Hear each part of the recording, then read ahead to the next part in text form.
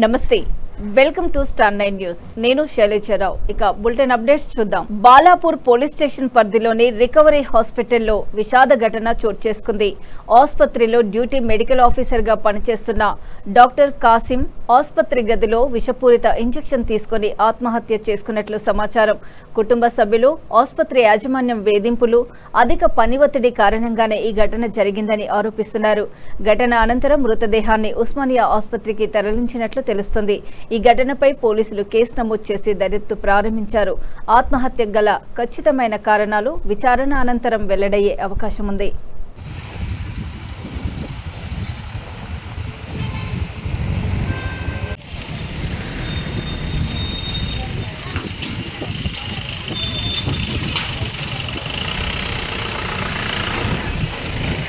సోమవారం తేదీ 22 జూన్ 2026 సాయంత్రం 6 గంటల సమయంలో మా పోలీస్ స్టేషన్కి మల్లాపూర్లోని రికవరీ హాస్పిటల్ సిబ్బంది ఒకతను డ్యూటీ డాక్టరు పైన సెకండ్ ఫ్లోర్లో చనిపోయినాడని మాకు సమాచారం ఇస్తే ఇమ్మీడియట్గా మేము అక్కడికి వెళ్ళినాము.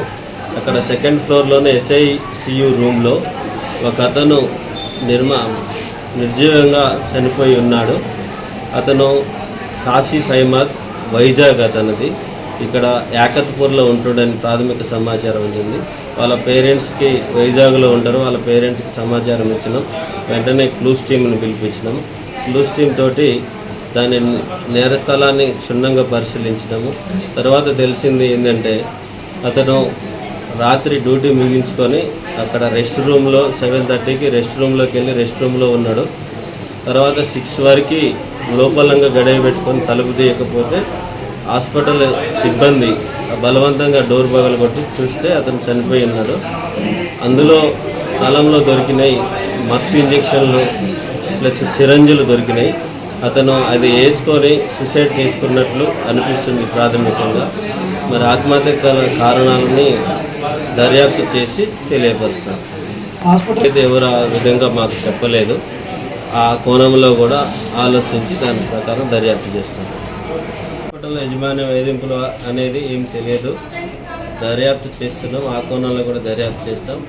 వాళ్ళ ఫ్యామిలీ మెంబర్స్ కూడా వచ్చినారు. అటువంటి అనుమానాలు ఏం వ్యక్తం చేయట్లేదు. అతన్ని పూర్తిగా దర్యాప్తు చేసిన తర్వాత ఏమైనా ఎవరు ఏమున్నా దాని ప్రకారం చేస్తాం.